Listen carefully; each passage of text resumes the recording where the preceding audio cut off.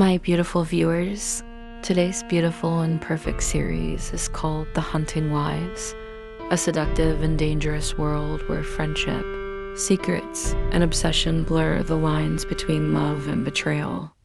At the heart of it all are two women, Sophie O'Neil and Margo Banks.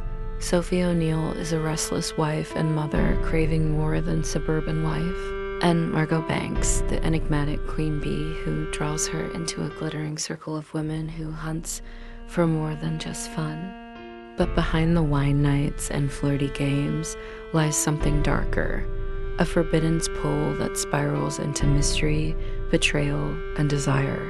This is not just a story about friendship. It's about the things we crave but can never say out loud.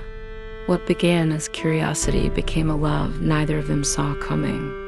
That one thing led to another through stolen glances and electric moments, and they found themselves irresistibly drawn to each other.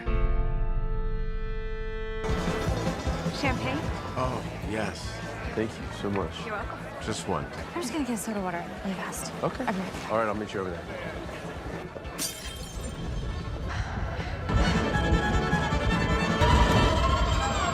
Oh, I'm sorry. Oh, no, wait. Do you have a pad?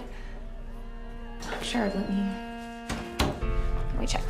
Sophie O'Neil has just moved from Boston to East Texas with her husband Graham and their young son. Everything about this place feels foreign.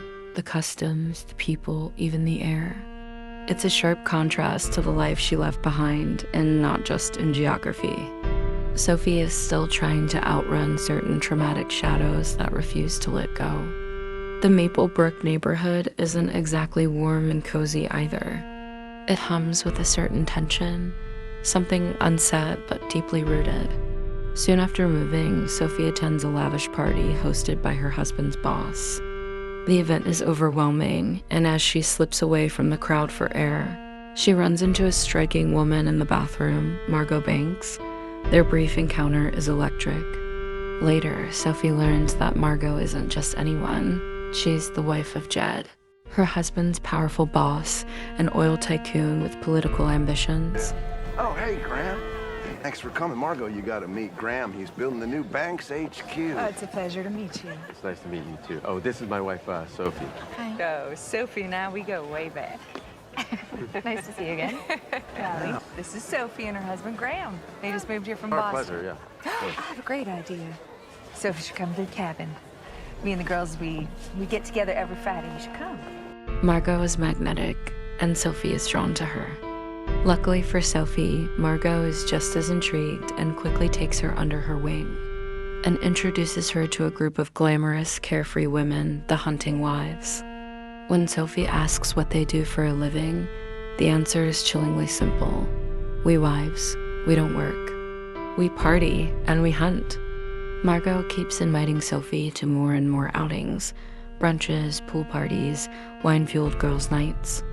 Sophie, curious and flattered, attends them all. Hi, Sophie.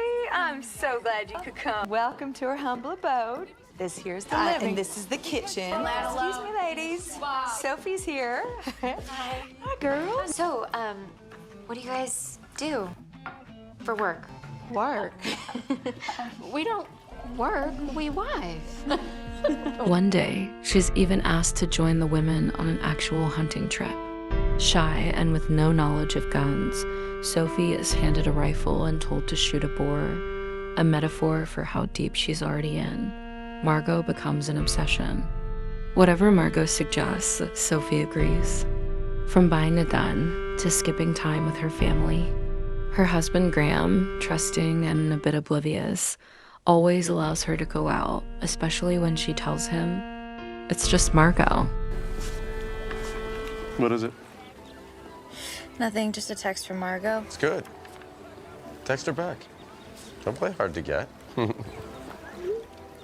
Done. Hi. Margo. Hi. Hey, Graham, you mind if I borrow your wife? Take my wife, please. What do I say? Say yes. Really? You don't mind? Why would I mind? Bye, baby. Bye, guys. But not everyone's happy with Sophie's presence, especially Collie. who used to be Margo's closest companion and something more. It's clear they shared an intimate past, and Collie is jealous. Trying to tear Sophie down, Collie exposes Sophie's biggest secret, the accident that led to someone's death. But instead of driving people away, it makes Margo and the others more protective, pulling Sophie deeper into their toxic circle and isolating Collie further. Then things shift.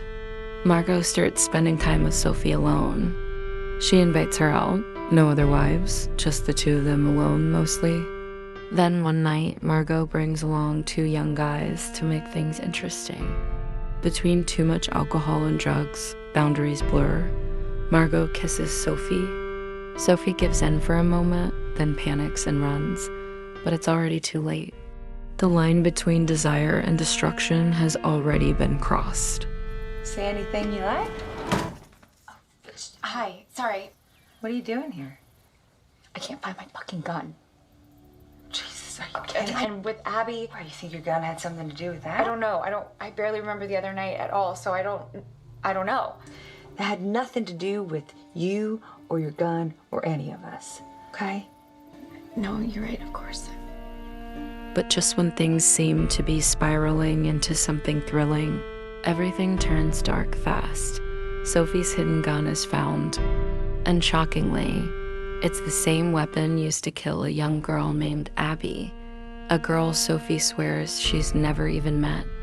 Suddenly, the glitz and games come crashing down. Sophie is no longer just the new woman in town. She's now a murder suspect. Her name spreads like wildfire, and the same neighbors who toasted with her are now whispering behind her back. At first, her husband Graham tries to defend her until he learns about the gun. The same one Sophie bought at Margo's suggestion. That's when doubt creeps in. Who is the woman he married? And what else is she hiding? After we went hunting, I drank. I blacked out, and when I woke up, I didn't know where my gun was gone. I don't know how, but it just so happened to be the gun that was used to kill Abby, but... Well, you were blacked out, so you don't really know what happened, do you? You need to fix this.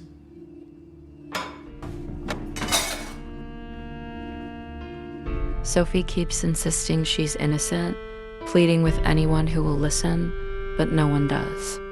Collie, burning with jealousy and now vindicated, tells the other wives, "I told you." She's a murderer. Sophie tries to attend Abby's memorial to pay her respects, but Collie turns her away in front of everyone. Humiliated and broken, Sophie walks off, not just out of the ceremony, but out of the only place that once felt like she belonged. Desperate, she tries to call Margo. No answer, no texts, no replies. And when she checks her socials, she sees it blocked. On everything. Even Graham, the man who once welcomed her freedom, now sends her away. Not because he's sure she did it, but because even he doesn't know what to believe anymore. With no one left, Sophie checks into a cheap motel, alone, confused, trapped in a web she never saw coming and one she may never escape.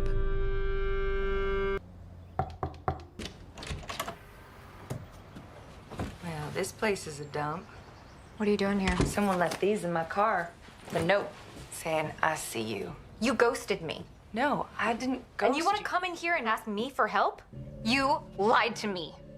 And now I look like the liar. So thank you for that. Please say you forgive me, please. Say we can fix it. What haunts Sophie most isn't just the silence or being cast out. It's how everything between her and Margo is left hanging. Because in the middle of all the mess, the secrets, the danger, the gossip, what they shared still felt real. The way Margo looked at her like no one ever had. The way Sophie let herself feel alive again, even if just for a moment. But just when Sophie thought it was truly over, Margo came back. Not for the hunt, not for the games, but because someone threatened to expose her truth. A photo that could shatter everything. And in that fragile moment, the bond they had resurfaces.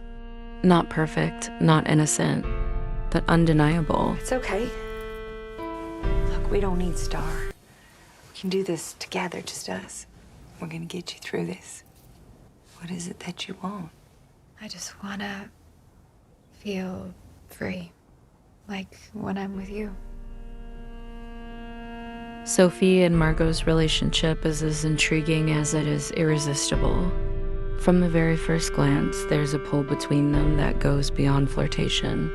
It's about recognition.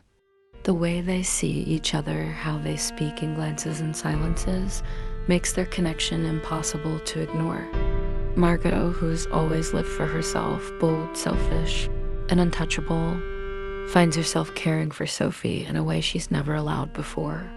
And Sophie, lost in a life that feels too small for her, sees in Margo a dangerous kind of freedom, and maybe even love. What unfolds between them is messy, passionate, and real.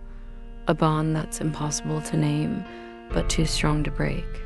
Sophie and Margot's connection was unexpected, complicated, but so captivating to watch. If you enjoyed watching The Hunting Wives as much as I love telling their story, then don't forget to subscribe, share, and leave a comment below. I'd love to hear your thoughts. Until next time, my beautiful viewers, that marks the end of this beautiful and thrilling recap. Thanks for viewing. We touch, we break, make it seem like we feel the same. We